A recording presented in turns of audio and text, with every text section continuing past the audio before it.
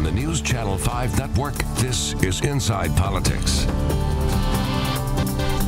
Hello, everyone. I'm News Channel 5's political analyst Pat Nolan. Welcome to Inside Politics. With early voting beginning next Wednesday, October 17th, all eyes are on the midterm elections, both here in Tennessee and across the nation. Of course, foreign affairs don't take a holiday while we're voting to select our leaders. Our guest on Inside Politics this week is Dr. Thomas Schwartz. As a history and political science professor at Vanderbilt University, he can provide insights in both electoral politics and overseas developments. Professor, welcome back to the show. Well, thank you very much for having me here. Let's start with politics in the midterm election. In the wake of the highly controversial Brett Kavanaugh confirmation to the Supreme Court, which party, the Republicans or the Democrats, has the momentum going into November? Well, it seems to have contributed to both, but in different ways. It does seem to have helped the Republicans in the level of voter enthusiasm, at least temporarily. And that seems to have had an impact in several of the Senate races. North Dakota, here in Tennessee, perhaps in Missouri as well, in terms of pushing the Republican candidates forward. On the other hand, it's clear that the Democrats also have benefited from the enthusiasm of their supporters, and some of the polls out on the House races seem to show that they're benefiting considerably from this. It seems the polls are all over the place. Last week the polls were showing an increase for the Republicans, tightening up that generic poll that says would you prefer a Republican or a Democrat in Congress. This week it's the opposite way. What are people supposed to think about that? I mean, it's almost like they can't make up their minds. Does it change that quickly? Well, yes. In fact, we seem to be in a much more speeded up cycle of events. This presidency, of course, has been an extraordinarily rapid series of media events and things that dominate the headlines. Is this the 24/7 media news cycle plus social media? I would say 24/7 plus Donald Trump, in the sense of keeping things in the news and keeping it all focused. What seems to be happening here is that in part some of the elections are being nationalized, in the sense that Heidi Heitkamp or Phil Bredesen, who might be strong candidates and have strong records within their states, because of the nationalization of the election, seem to be faltering now, and this is at least a problem for some of the Democrats. On the other hand, for several of these House races, especially in more contested districts, it seems to have had an effect for the Democrats. So the situation is volatile enough we almost get down to what's in the news November the 6th? Or at least close to that time, except that, of course, you're also dealing with the fact that there's a great deal of early voting.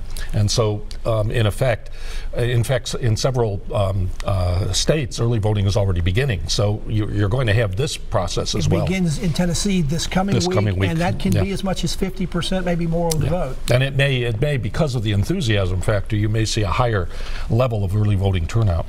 You mentioned that the Tennessee race, Phil Bredesen announced on this show last week that he was going to he would have supported Kavanaugh for the Supreme Court if he had been in the Senate. That appears to, in some ways, to have hurt him. It seems like it has. Among his own Democrats, it seems like it has. I think it's still a little too early to see whether or not he can still get back into the straight, into the making this more competitive. Some of the polls now are a little bit more negative. It is interesting, the ads, he is trying to make it clear that he is not, as he puts it, not Chuck Schumer's puppet. He is an independent figure, and he's going to try to argue strongly against this nationalization. There's so many outside groups, particularly on the Republican side. It's hard to turn on TV in Tennessee and not see multiple ads in the same block about different subjects attacking Phil Bredesen. That getting beat up like that can take a toll over it. Has it's an extraordinary level of spending. This is not something we're used to in this state. We haven't had an election this competitive for at least 10 years that has really had this type of impact. So the Democrats take over the House nationally? I still think that's the most likely outcome if you look historically. Most midterm elections with presidents, and this was of course the case with both Barack Obama and with Bill Clinton, and with it wasn't the case with George Bush, but then that was 9/11. So you have to factor that in, that did something that, and it wasn't that way for Bill Clinton in '98. It wasn't that way. Well, of course, that was his second term. Yes. I'm thinking more first-term presidents and Ronald Reagan going back again, and George Bush the first.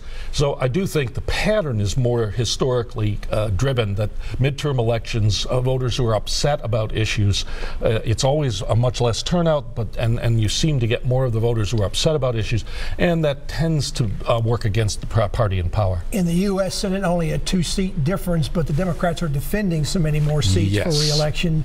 Is it possible, or maybe even becoming slightly more likely after the Kavanaugh situation, the Republicans' majority in the Senate might actually expand? The Real Clear Politics today has it at 52 as opposed to the 51-49.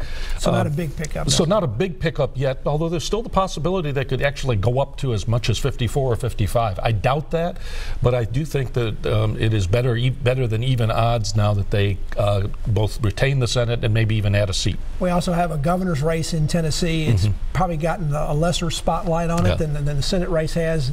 The Democrats and Republicans have evenly split control of the governor's office in the state going over the last 52 years.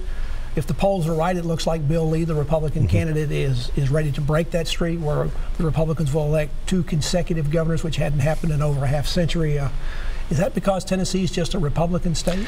I think that's part of it. Part of it is also that Bill Lee is presenting himself as a very different type of politician. He's not a career politician. He is, in some ways, taking some of the element that Trump also used effectively. That I'm not part of that. Is that a Trump comparison? Trump certainly had been involved in politics, but had no governmental experience, and the voters actually like that. Yes. That's what's happening with Bill Lee. I think that's part of what Bill Lee. Of course, Bill Lee temperamentally does not look like Donald Trump and does not behave his manners are not that way, but in effect he's portraying himself as an outsider, and I think that always helps.